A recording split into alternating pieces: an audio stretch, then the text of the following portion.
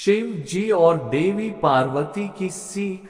अकेले में ज्यादा भटकता है मन, गलत विचार आते हैं, लेकिन हमें अपनी भावनाओं पर काबू रखना चाहिए। 4 महीने पहले एक अविस्मरणीय यात्रा, परंपरा से प्रेरणादायक भविष्य की ओर। 94 देवी पार्वती और शिव जी से जुड़ी कथा है।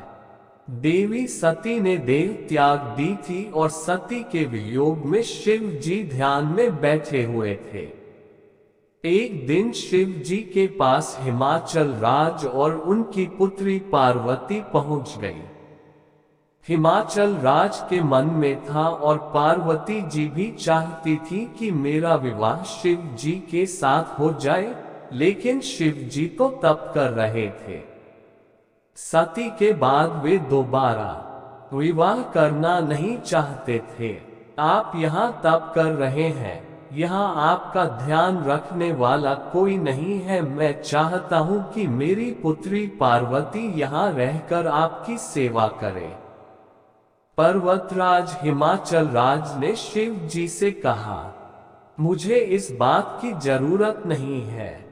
महिला की वजह से ध्यान, वैराग्य तब बिगड़ जाता है। अगर एकांत में महिला रहेगी तो मेरा तप भंग हो सकता है।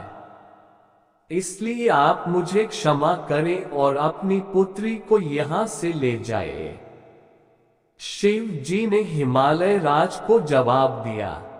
हिमालय राज और शिव जी की बातें देवी पार्वती बहुत ध्यान से सुन रही थी। आप कह रहे हैं कि आप तप कर रहे हैं, तो जब आप तप ही कर रहे हैं तो आपको ये आभास कैसे होगा कि ये शरीर महिला का है और ये शरीर पुरुष का है? पार्वती जी ने शिव जी से पूछा। देवी पार्वती की ये बात सुनकर शिव जी हैरान हो गए, क्योंकि देवी ने बात बहुत बुद्धिमानी की कही थी। देवी आपकी बात सही है, लेकिन मेरी बात भी सही ही है, शिव जी ने कहा। इसके बाद शिव जी ने हिमाचल राज से कहा कि आप चाहे तो समय समय पर कुछ देर के लिए देवी पार्वती यहाँ आ सकती हैं और यहाँ की व्यवस्था सुधार कर वापस लौट जाए। शिव जी और पार्वती जी की सीख। इस कथा में शिव जी और पार्वती जी ने संदेश दिया है कि हमें अकेले में अपनी भावनाओं पर नियंत्रण रखना चाहिए। अकेलेपन में ही व्यक्ति की भावनाएं गलत दिशा में भटकती हैं, बुरे विचार जागते हैं।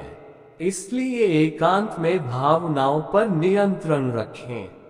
जो लोग पूजा पाठ, तप और ध्यान करते हैं, उन्हें पूरी तरह एकाग्रता के साथ डूबकर ये काम करना चाहिए, तभी मन गलत दिशा में नहीं भटकेगा।